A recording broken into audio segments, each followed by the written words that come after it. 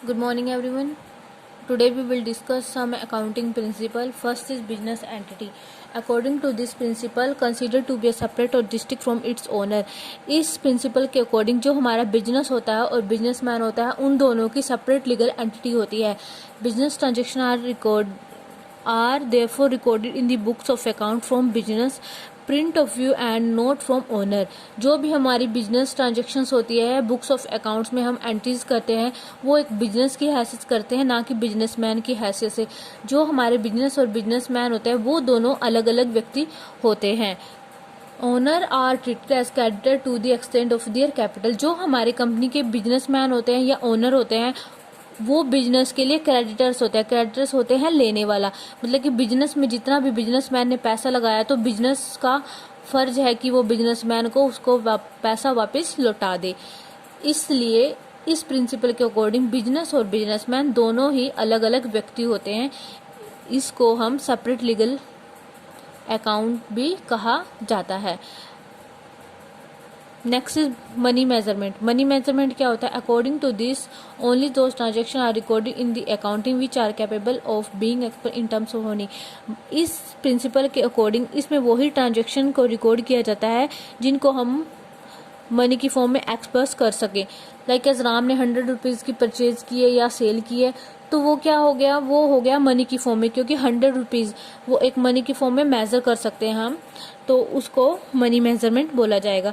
Like as एक और example, एक क्यूरल हुआ है प्रोडक्शन मैनेजमेंट और सेल्स मैनेजर के बीच में, तो उसको हम रिकॉर्ड नहीं कर सकते अकाउंटिंग बुक्स में, क्योंकि वो क्या हुआ? वो मनी की फॉर्म में एक्सप्रेस नहीं हो सकता ना, इसलिए. Next is accounting period. Accounting period क्या होता है? According to this the life of an enterprise in broken into smaller period. इस प्रिंसिपल के अकॉर्डिंग जो हमारा अकाउंटिंग पीरियड होता है, उसको हमें, या हमारी अकाउंटिंग की लाइफ साइकिल होती है, उसको हमें छोटे छोटे स्मॉल पीरियड्स में डिस्ट्रीब्यूट कर देना चाहिए. क्यों कर देना चाहिए? So that the its performance can be measure after the completion of every period. जो भी हमारा पीरियड खत्म होता है, ताकि हमें पता लग सके, हम उसको मेजर कर सके कि हमारी कंपनी की परफॉर्मेंस कैसी है. इसको कहा जाता है अकाउंटिंग पीरियड. फॉर एग्जाम्पल, हम अपनी कंपनी के अकाउंट्स पीरियड मोस्टली कब बनाते हैं? 1 अप्रैल से 31 मार्च. क्यों बनाते हैं इतने शॉर्ट पीरियड के लिए, 1 ईयर के लिए? ताकि हमें ये पता चल सके कि हमारी कंपनी किस तरफ जा रही है, ये बैलेंस शीट बना रहे हैं, प्रॉफिट एंड लॉस बना रहे हैं, ताकि हमें ये पता लग सके कि हमारी कंपनी की पोजीशन कैसी है और हम उसकी परफॉर्मेंस वगैरह चेक कर सकते हैं. Next is full disclosure principal.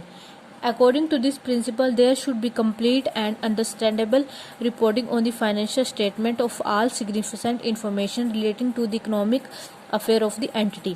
इस प्रिंसिपल के अकॉर्डिंग जो हमारी फाइनेंशियल स्टेटमेंट होती है, हमें उसको डिस्क्लोज करना पड़ता है. क्यों डिस्क्लोज करना पड़ता है? क्योंकि ये लीगली है, लीगल प्रोसेस है. ये एक, जो भी हम अकाउंट्स बना रहे हैं, ट्रेडिंग प्रॉफिट एंड लॉस बना रहे हैं, कैश फ्लो बना रहे हैं, बैलेंस शीट प्रिपेयर करते हैं, तो हमें ये डिस्क्लोज करना पड़ता है साल के अंत में, जब भी, ताकि हमें पता सके कि कंपनी की फाइनेंशियल पोजीशन कैसी है, वो किस, उनकी वर्किंग कंडीशन कैसी है, उसका आउटपुट क्या है, ये सभी शो हो सके, अकाउंटिंग इन्फॉर्मेशन मिल सके.